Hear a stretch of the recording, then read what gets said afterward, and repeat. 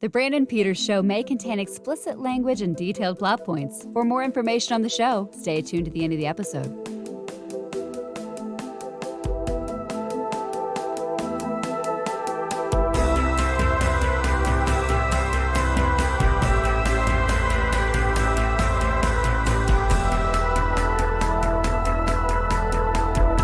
And now, here he is, Brandon.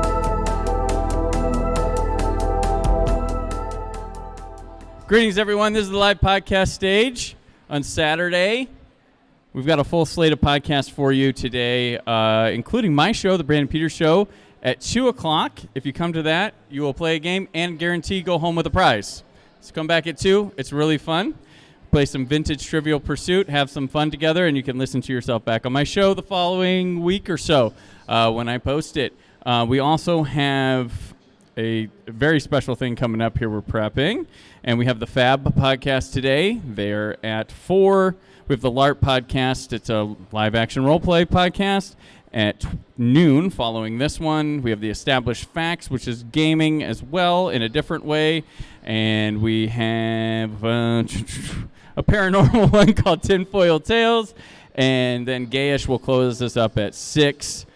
Wonderful slate of shows. But yeah, so sitting here with me is Russel McGee, and I did not mean to rhyme on that, but that'll happen on the stage when you talk all day.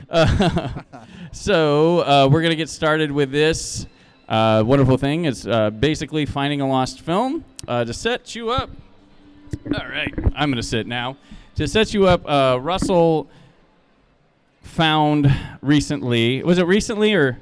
At this point, a little bit near recently, because it was 5 years ago during the pandemic. In 2021, I was like, well, you know, let's see if there's actually something in the IU archives, because we have a motion picture archive at the university there.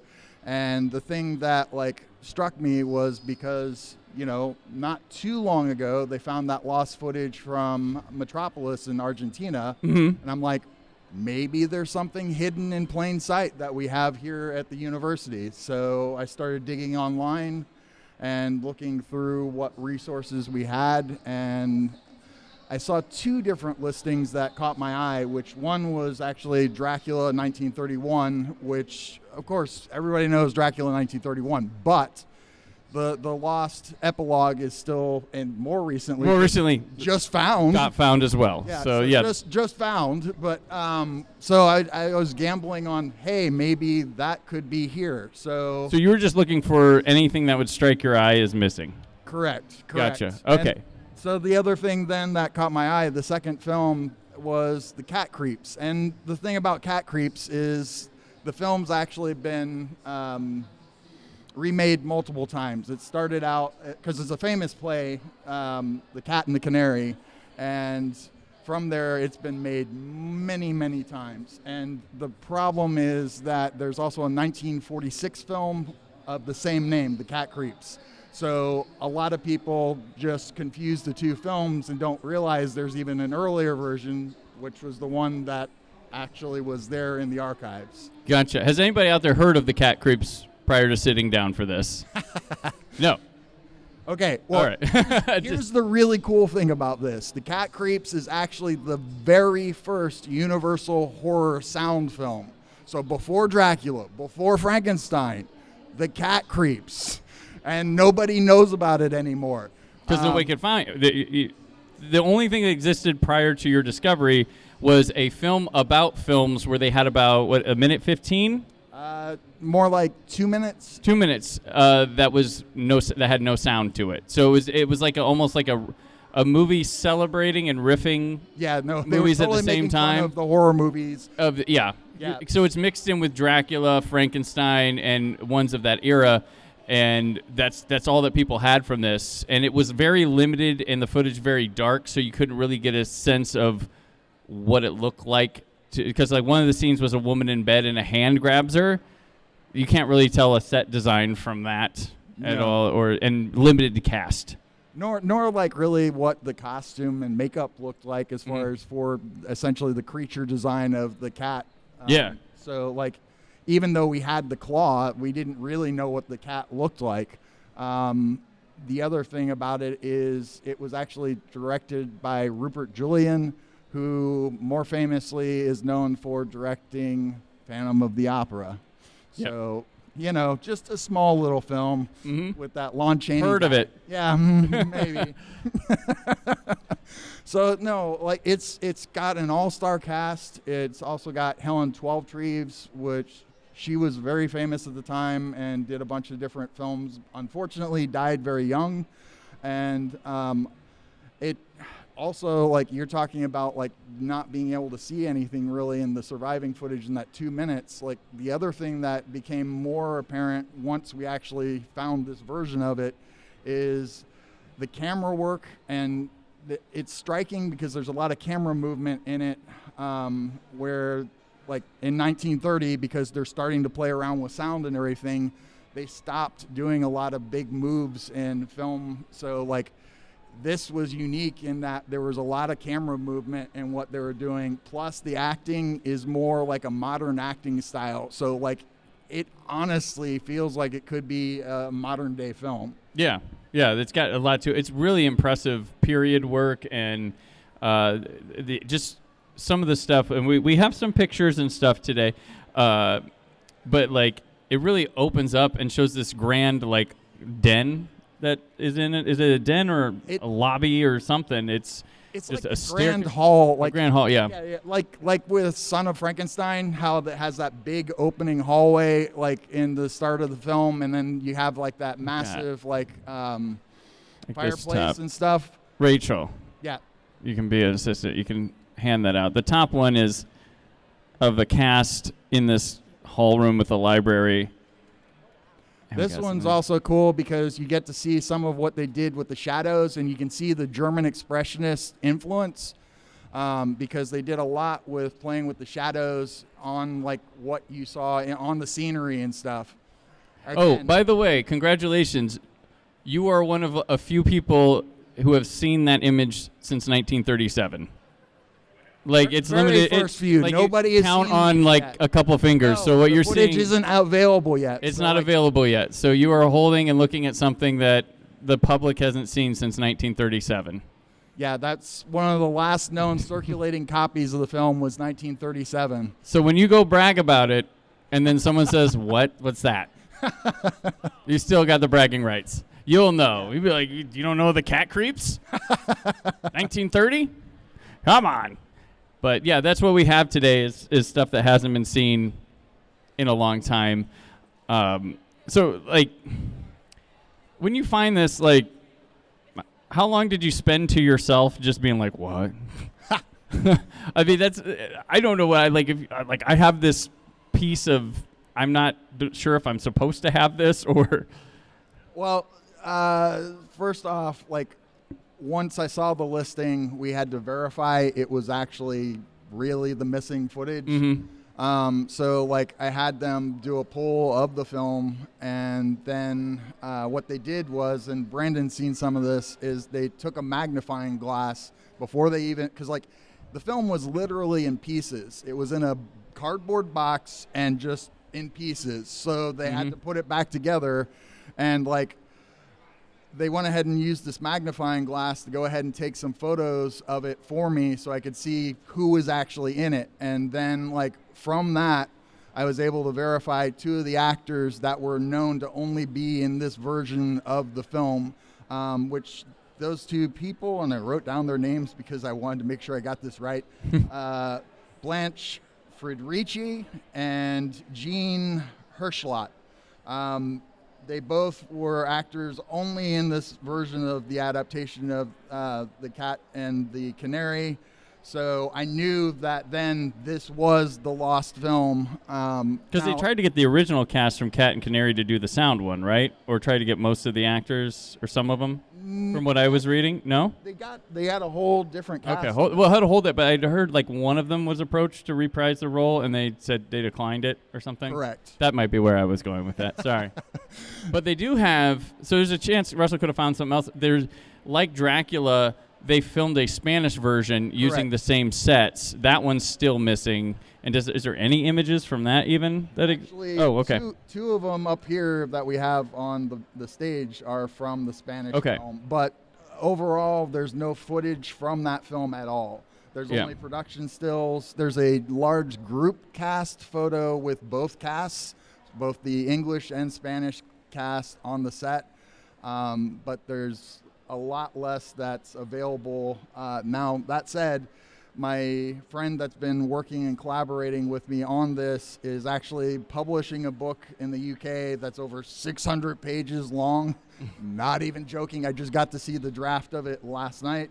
And you're going to have more information. I helped him find like a continuity script and like more production stills and stuff like this. So it's going to be pretty exhaustive as far as on both versions of the films as to what's actually there and known. He even tracked down some of the novelizations. So like they would back then go ahead and do a novelization because they didn't have home video.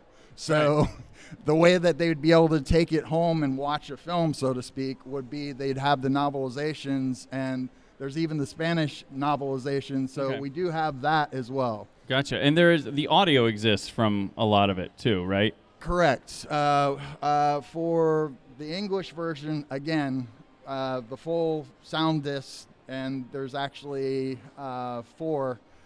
They actually did it separately from the way they do film now, which film now, they do digital, but when you're still doing film, they have it where the sound is actually on the side of the film. But when they were starting out, they actually did it where the film was synchronized with sound discs that kind of look like a vinyl record. So therein also is a problem, because if the disc got out of sync with the picture, obviously the sound would be all over the place and not really following what's going on with the action.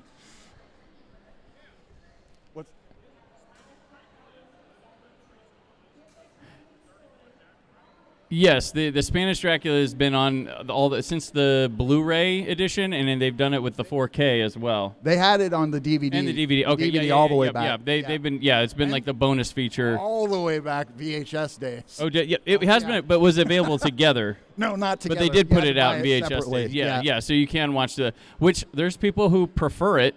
Yeah. And a lot of people, it's longer. The Melford cut. Right. The Dracula. Carlos, that. Right, yeah. Right. And the guy they got's no Lugosi. No Lugosi for Dracula. No Lugosi at all. I think that's the weakest point of the Spanish Dracula is Dracula. Yeah. But I think the rest of the cast is pretty good, and it's neat to see some of the ways they shot the same things. It was also cool, and they talk about this in the special features on that, but because there wasn't as big of restrictions here, for the Spanish version, the costumes are a little more racy. Yeah. So, Pre-code. Yeah. Gotta love Pre-code. it. Pre-code. Yeah. Gotta love this pre-code film. I've been going through a lot of my podcast once a month doing a Val Lewton series, and it's nice to see some of the pre-code stuff that's always fun. Being like, they probably meant what they meant here. Yeah. No problems with that. So this has been a lengthy process going. It was at the end of last year they finally gave you the press release and correct could announce it. What held up from 2021 to now revealing? Because when something's discovered, you think people should want to know right away. Well, and you and I are also huge Doctor Who fans. Yes. So we know we're that all about missing will things. Sit on things. Something similar happened here where we knew about it. I had even talked to some archivists to help as far as restoring the film and had been trying to get that worked out and negotiated. We talked to Universal directly, and they're like, what?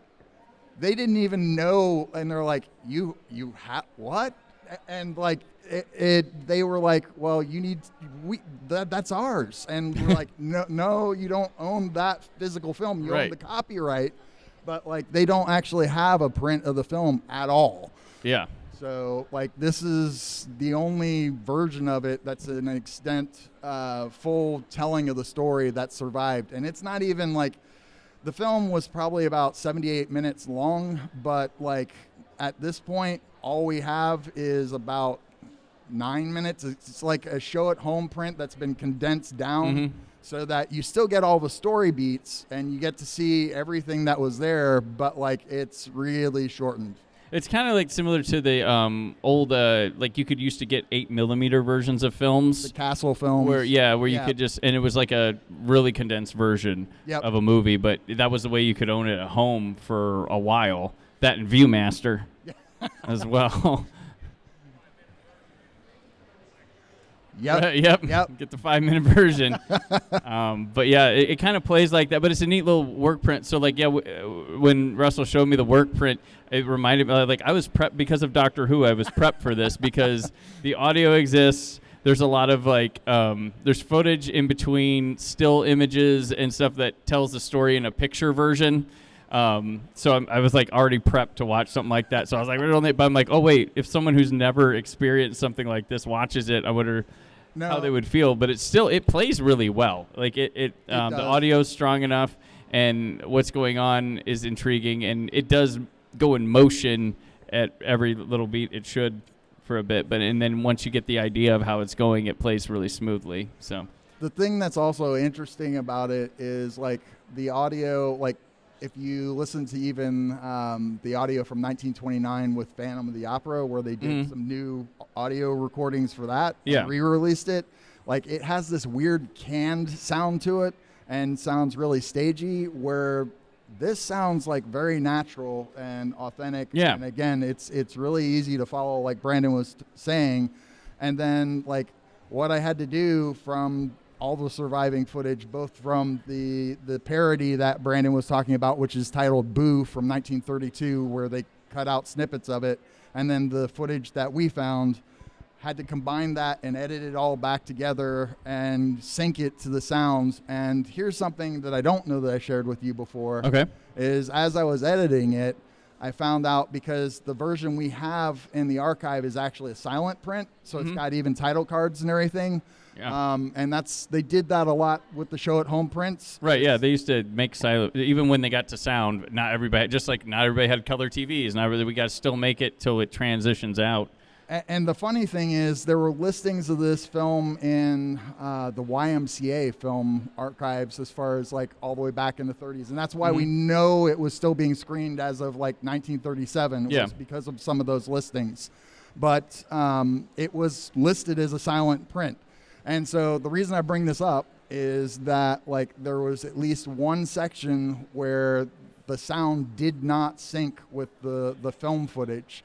And it's obvious because they probably took an alternate take and used that as opposed to what they did in the actual sound version of the film.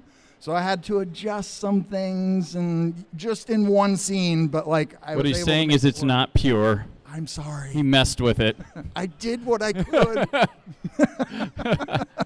No, I mean, people should, like, I always I keep bringing up Doctor Who because it's a missing thing, but there's always some people are like, well, we'll look at it, and if it's not, like, able to show, I'm like, I will watch blurry people walk around. You don't get to be the judge of what I think. Yeah, no. Look, if it's footage, it's for, let people just put a warning card that this is the best quality we have. But I'll watch a blurry Patrick Troughton wander around somewhere if I get to kind of see what's real. But similar with, What we're trying to actually do with this, and like with the book actually getting published in London, we're doing a launch in November, and then we're actually going to screen the restoration at the BFI in London. So it's kind of cool. Yeah. But going to be actually restoring it so that there's potentially 3 different versions of it. One will just be a restoration of the footage itself, so you could watch it as the silent film, like what was the show-at-home print. But then, similar to what Brandon's already seen with the work print, it'll take production stills like this and fill in the gaps that we don't have footage for, and then sync that to the audio. And they did that years ago with London After Midnight, because there's no footage of that at all. Yeah. But they did something for TMC, right? Turner Classic Movies. And actually then did a screening of that, and that's now been released a couple different times on DVD and Blu-ray. But we're doing that type of a version, and then honestly, we're going to be playing around with AI because like we have the tools, and if we can bring it back to life by using some of these production stills that were actually used from the actual film, why not use the technology? Oh yes. Yeah. No, that's the plan overall, is that this will be released so everybody will be able to see it. And like, again, being the first horror sound film that Universal produced, it's kind of a big deal that most people don't know about. So, you know. I mean, they still.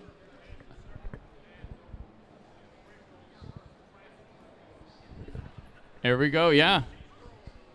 There we go. My kids too. I put them. They all know it. We have.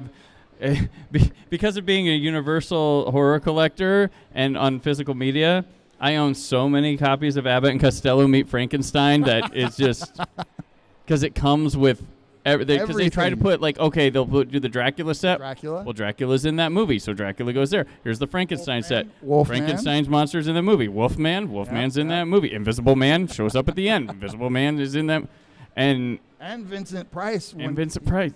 I'm saying as far as the Invisible Man. Is the Invisible Man. So it is. Because what? He was in the second Invisible Man film? Like, yeah. Secret Invisible. Yeah. Yeah, there's so much of that, and then but they still haven't. So they've only released the Dracula set on 4K. They've done all the individual Prime movies, but the sequel sets they've only done Dracula. So there's plenty of time to include cat creeps if they want to. This is Hop true. it in there. This is true. Be like, hey, look at yeah. this. And they've restored Hunchback, and that's a very ratty 16 millimeter print that they've had to restore because no other source prints survived for that film either. Yeah, you gotta. I mean, you can still see like it. Yeah. Yeah. And this cat creep stuff, that's good footage. Like that's in there. Spoilers. He's seen some of it. I've seen. So it's we have the image of the yes, got the Rachel can again, and Brandon said this earlier, you literally are getting to see film cells from the film that have not been seen since 1937. So you guys are seeing some of the first footage. We can pass over on this side too. Yeah, if you want to see those from this film that's been missing since 1937. Found in the archives of Indiana University. Here's another fun little fact for you. The reason this ended up in the archive at Indiana University is because of a director, producer, and I'm trying to look for his name, David Bradley. David Bradley, if you are a horror or sci-fi film fan, you may know his name. Why? Because of a little film called They Saved Hitler's Brain. So he's famous for at least 2 films as far as in the genre. And so he was a big film collector, and we just got lucky in that he donated his entire collection to the university, and so that's one of the films that we found. Yeah. And did anyone, like, who checked that in? They obviously didn't know what it was, right? No, that's the thing is, like, they'll catalog things, but they don't necessarily know that it's something that's missing. They'll just put in all the metadata, and I'm not trying to denigrate the librarians because they did meticulous work, and we wouldn't know about the film if they hadn't done all of the work to find out about what this was and research it and then put all the metadata up online, because it was just there in plain sight, and I was able to go, hey, can we pull this? Yeah. A lot of people don't know what they have, and a lot of film archives are just not curated by people that know what's going on. Like my friend Justin does bonus features for a lot of the boutique labels like Arrow and Shout Factory and stuff like that, and he goes to like Paramount looking for deleted scenes and things that might be around from the era, and they just kind of check him in like, have fun, good luck. Like, it might be in the tin, it might not, it might be in a different, and he's like, it's even if it was someone's full-time job, it'd be impossible for the big studio archives. Like Universal might have cat creeps in it, and they just Actually, I can talk to that point. okay. Let's do it. They do not. They do not. And the reason they do not Okay. is they sold the rights to Paramount. So, like, when Paramount wanted to do another adaptation of it in the late 1930s, they sold not only the rights, they gave all the old previous film adaptations that had been done. So, like, all the film footage, all the negatives, all the screenplays, they went to Paramount. Okay. But we also checked at Paramount. And so far, like, nobody knows if there's anything there. That's the main lot that, my friend told you, he's like, it's... Because I think we were looking, it was Wes Craven's Deadly Friend has like a longer cut of it, and he was doing the Blu-ray, and it got announced, and it was just the theatrical. I'm like, dude, what? He's like, dude, if I could have found it, it would have been on there. He's like, it's just like another Paramount, just go find what you find. But he actually found an alternate ending and completed it for Robert Redford for The Last Castle. Okay, that's in there, cool. and he got a call to meet with somebody for a lunch about it, and it was Robert Redford that showed up with him and was like just making sure he was serious about what he was wanting to do. Yeah. And they just had lunch, talked about it. He talked about what it meant to him. He said, "You have my blessing. Go ahead, go That's add amazing. audio to it," because it didn't have audio. But Justin was going to finish the audio and stuff, and he's like, I just had lunch with a legend. On random, I thought I was meeting with a rep, and it was Robert Redford that showed up. And he's like, I think he was just trying to see if I was the real deal and like really meant something about it. And he, all right, nice to meet you, bye. So there's all sorts of stuff. And he said that wasn't even in a Last Castle canister or anything like that. So I think that was the movie, The Last Castle.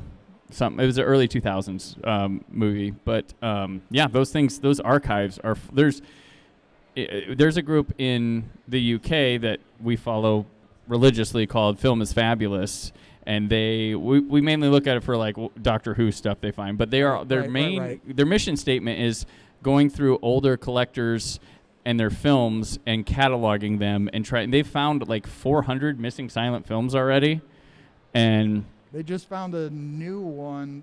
What was it? Was it D.W. Griffith? Oh, yeah. Yeah. But they're finding old television, because the BBC used to junk all their television shows and stuff, and they're finding film. Their main thing is to find films, and these collectors just sometimes don't know what they have. Sometimes their families, after the person passes, don't know what they have, and they mainly catalog and just trying to restore and bring back stuff that people thought was long missing, and these people have it, and they used to sell them at, like, they call them car boot sales, which is just people open their trunks and like, I got this, trade, and they'll have they found like Beatles performances on TV that didn't exist anymore too. So hopefully like more stuff like this, and this is what can happen when people just care and look. But this is not a paying gig really, so it's hard. It's all on people's own time. So all passion. And the fact that it was the pandemic, so I had a little bit more time to look around and dig. But yeah. But that's great. Like just just that can't be it. That can't be. And then you're like, cool, I'm like one of the coolest people ever because I found a missing.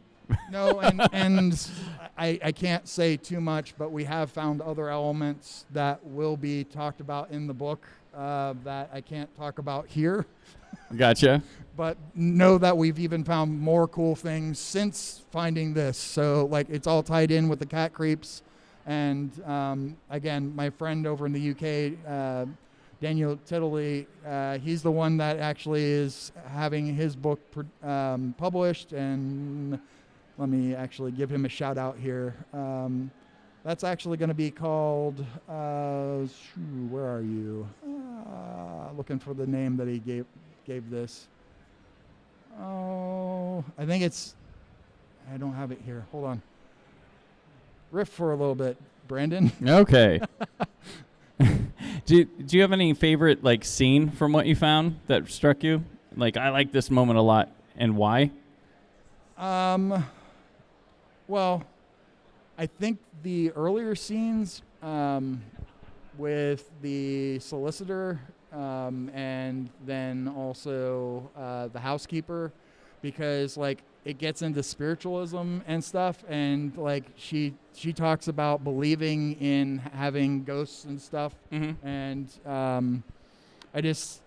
again, like it's of that era, like Houdini and stuff, where they believed in all of those things, and so it was cool to see how they made that and incorporated it into part of the story, and it was just part of their world, and it shines through as another just bit of icing to make it feel a little bit more moody. Yeah, for sure. Yeah, that's cool. Yeah. Did you find what you're looking for? Yeah, sorry. Right. I like to say, I don't know, I like looking at when they show the wall and that staircase that goes up with all the library and things, and then they shoot some scenes up top there. Like, I just like looking at that set. No, the set is amazing. It's really cool, and I'm a big sets person. I like old television stuff with building set. There's good CG out there and stuff, but I love the craftsmanship of a set. That just, even if I can see the strings, I love it. I think we've talked about this, but I was gutted whenever they finally took down the Phantom set in Universal. Yeah. Like, I was just like, no, what are you doing?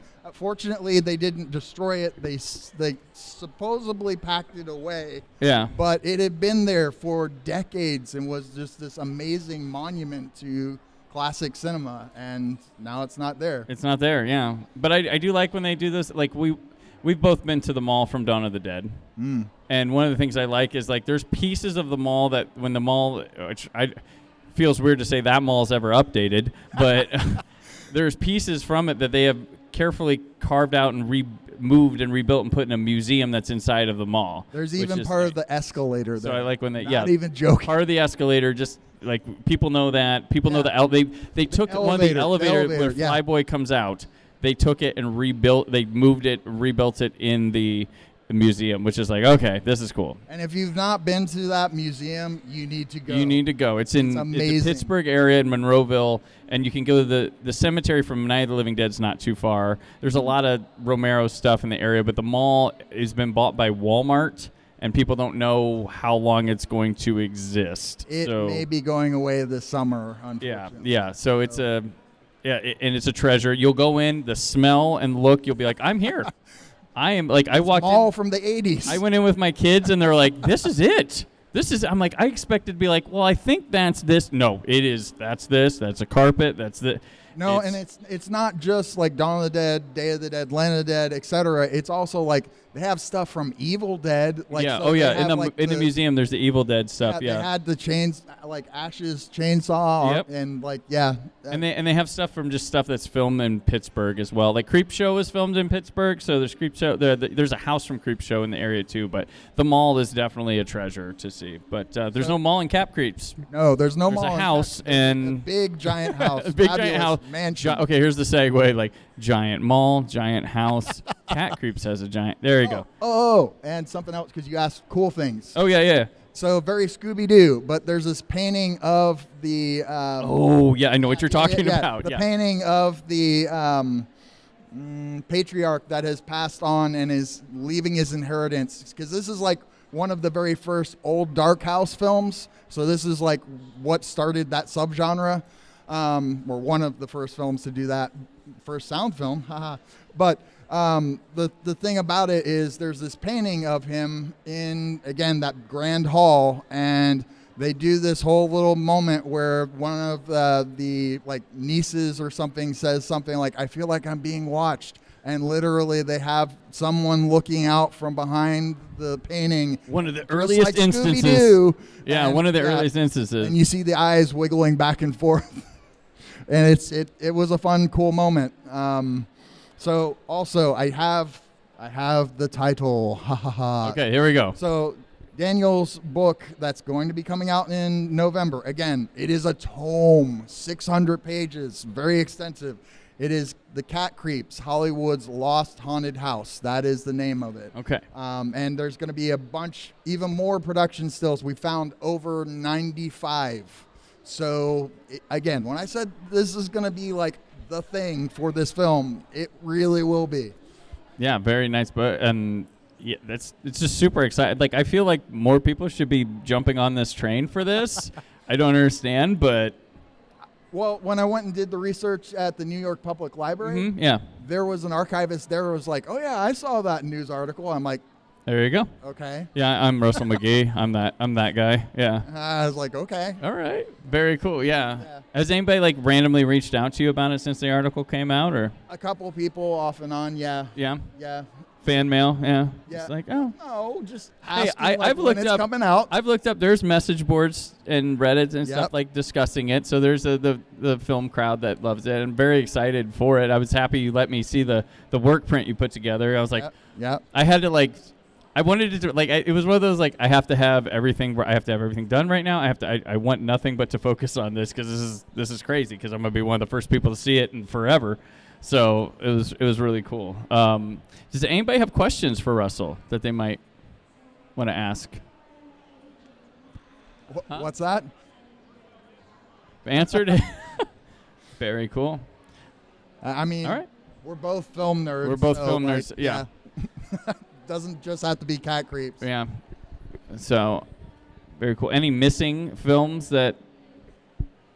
What are other missing films that? What titles were you hoping to drop on? I mean, come on. The two obviously That weren't London After Midnight. I was gonna say London After Midnight, but the other big one for me, and you also know about this. Mhm. I'm also working on a script book on the German film Der Jahreskopf, which is actually an adaptation of Jekyll and Hyde, which stars Conrad Veidt and has Bela Lugosi in it when he was in Germany before he came to America, and he actually has a pretty large role. He plays Enfield, Richard Enfield, so it's not a small role. Originally, for years they thought that he played Jekyll's butler. No, from finding the script, and again, had to track that down through multiple archives to finally get it. And that also, I finally got clearance on that during the pandemic, and then have spent the last 5 years translating it, and then working with Gary Rhodes, who is a Lugosi scholar for anybody who may know that name. But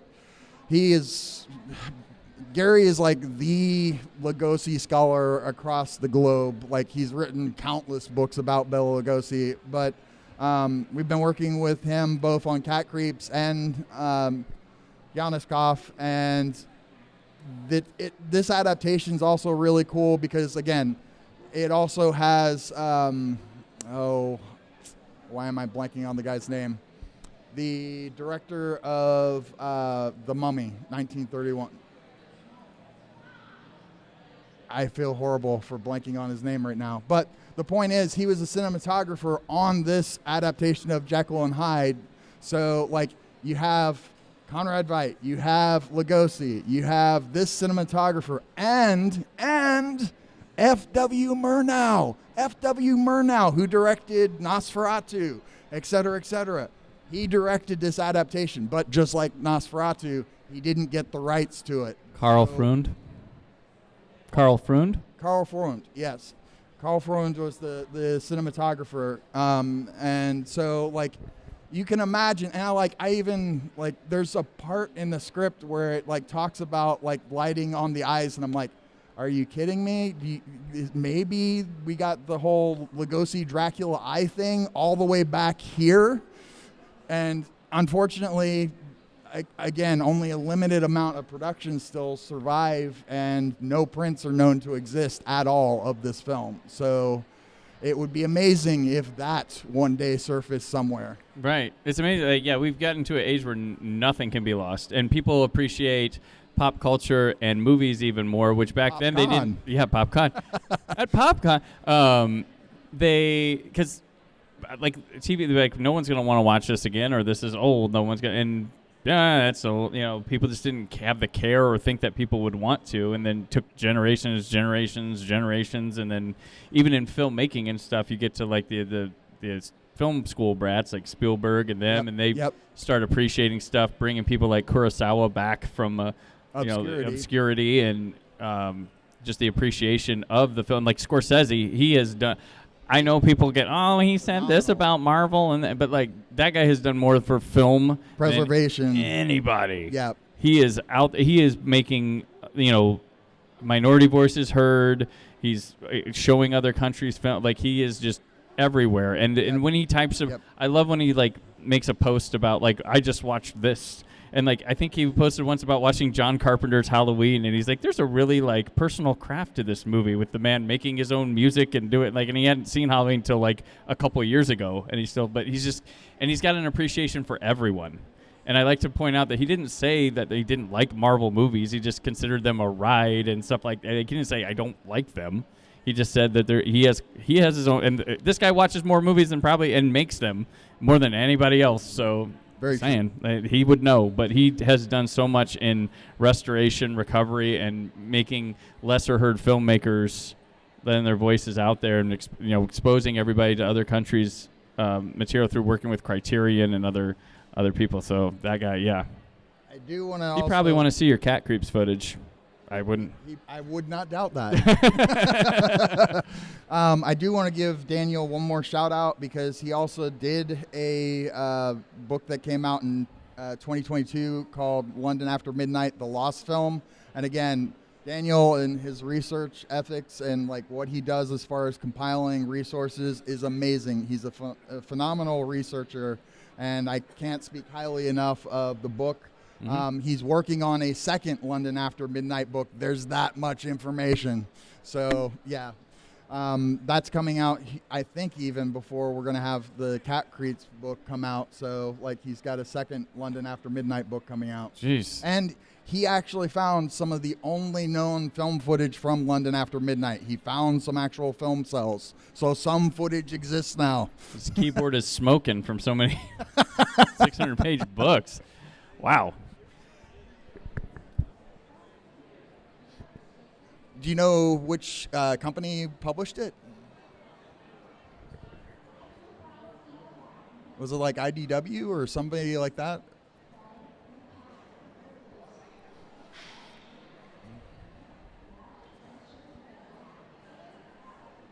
Right. No, and I know they did that also as far as more recently adapting both Dracula and Frankenstein, and same thing, they got the likenesses. Yeah. Oh, I didn't, okay. Did not know about London. I'll have to look after that. Yeah. Oh, very cool. Yeah, that is cool. Super cool. Oh, very awesome. You got any more, Russell? Do you want to talk about our documentary while we're here? Oh, we can. We totally if can. You want to. Yeah. Plug that. Plug that. So Russell and I are currently working hard on a Doctor Who documentary that's going to come out in 2028. I don't know. Anybody like Doctor Who in here? Okay. Whew, not floating this on people who are like, I don't want to hear this. I really don't. Just say your thing and go. It's a documentary focusing on the United States fandom of Doctor Who and all the facets that come with it, from role-playing games to podcasting to fan films to conventions and stuff like that. And we've had an incredible journey. We've been to museums that exist in barns of Doctor Who. St. Louis had their own museum exhibit where they had all of like the sonic screwdrivers from a private collector, and like he has Troika has a massive collection. And he even brought in like schematics and blueprints from TARDISes and everything else. So we've got footage of that, which is amazing. Yeah, we partook in the 40th. So the longest running. So the Doctor Who role-playing game came out 41 years ago, and last year we got to partake. It happens in Milwaukee. It's the only campaign on the globe that started the day it came out and is still going. And they were not even joking. And it was their 5,000th adventure on the 40th anniversary of it, and they had us come and partake in it. And we played. And we played in it, and it was in Milwaukee, and it was pretty fun. It was a lot of fun. We've also got to meet stars of the show, and they're in our documentary. Like Sylvester McCoy is in it, Katie Manning is in it. We have Martin, the only living cast member from the original cast, is in it. Ford? Yeah, Carol Ann Ford is in it. We have Joe Martin's in it. More people to come, but it's been a crazy journey. And we talk to fans, and I've been meeting so many. And the Doctor Who community is just, if you get offline, a very wonderful place. Very much so. That happens with most things. You don't meet a lot of jerks coming to. You can meet jerks coming to conventions, but mostly it's like if the in-person experience is like nothing else. But the thing that like I think we've both noticed over the course of all the interviews is like the fans really have adapted the mantra of the Doctor as far as always being kind and using your brain over actually, and they come up with such creative art and ways to express their fandom. It's wonderful. And they're so accepting and friendly, and it's just been an amazing adventure. Yeah, we leave these shoots and we're like, we're doing this. This is wow, okay. Yeah, and from anything to sitting down with a cast member or just meeting somebody who just lit the room up with their creativity and what they're doing and their stories they have. Like, why don't people know about this? Oh, here's a fun little tidbit is there is a group of artists, but the main artist is in Billy Creek, Indiana. Village, yeah, Indiana. Right outside of Terre Haute. Yeah. So Billy Creek Village, Indiana. She has her own little studio there, and she co-created the Gallifreyan language. So like the actual text and everything, she helped create that, and it is now BBC official. Yeah. They worked with them, and it's now officially the language of the Gallifreyans, so the Time Lords. And we have a poster in the background of their interviews that says a lot of lewd things on it, and they're like, people. But if I'm like, no, be nice. People Brandon, can't nice. translate that. This is funny. So if people know, they know. But it says in Gallifreyan, it says some raunchy stuff. But and I have her on video telling me exactly, and it's like. I was like, okay, that's a lot, but it's funny. It is funny. Yeah. It is funny. So, but that's coming in 2028 is our goal. Yep. That's our goal. We'll hit it. We will. We will hit it. We're about, 65-70% done? Yeah. More? Yeah, probably. More? We got another year and a half shooting, something like that, so yeah. Yeah. Still going to go out to the Comic-Con Museum and trying to hit Gallifrey 1 before that goes away, and we're going to Long Island in August to they're bringing us out there to shoot there. So we're supposed to be talking to Peter Davison that day. So he'll be in our, Yeah. So he will be hopefully part of our documentary. But yeah, so far so good on that front. Yep. So him and Matthew Waterhouse are two of the people we'll be talking to. And also, Ken's been really good as far as helping us out, like with hooking up with one of the producers from NJN Network back in in the 80s. So like, this was a guy who like produced all of the American Doctor Who documentaries at that time. So like even Ken's on one of those documentaries. So we're going to be able to tie back into that and be like, look, here are some people in fandom that have been here forever.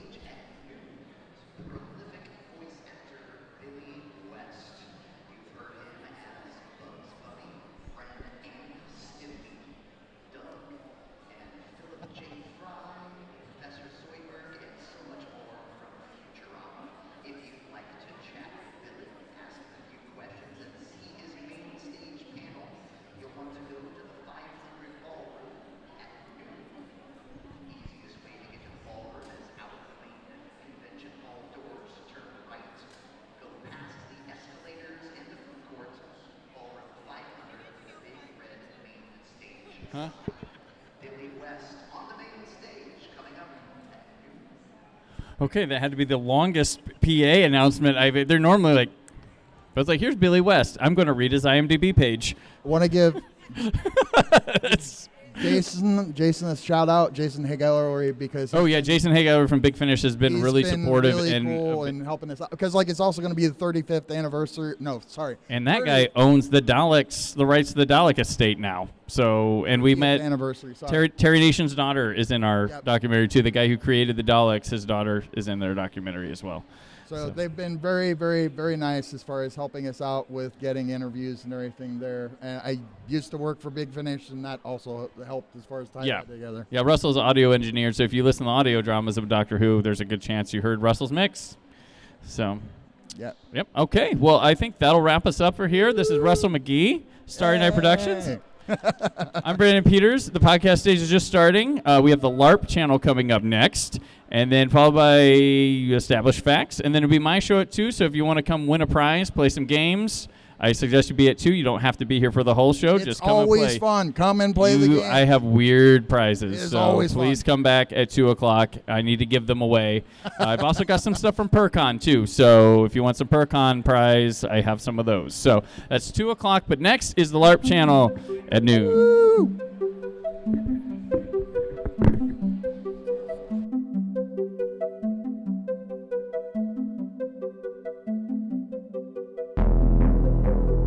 Thank you for listening. The Brandon Peters Show is a Creative Zombie Studios production. Produced by Brad Shoemaker and Brandon Peters. Written and edited by Brandon Peters. Announcer vocals by Jessica Alsman. Theme song by Metavari. Web design and show art by Brad Shoemaker with Brandon Peters. All music and clips featured in the episode are property of their respective studios, and no infringement is intended. Additional information on this and other episodes at BrandonPetersShow.com. For any inquiries, press opportunities, or sponsorship, contact mail at BrandonPetersShow.com. The show is available on Apple Music, Spotify, or anywhere podcasts are found.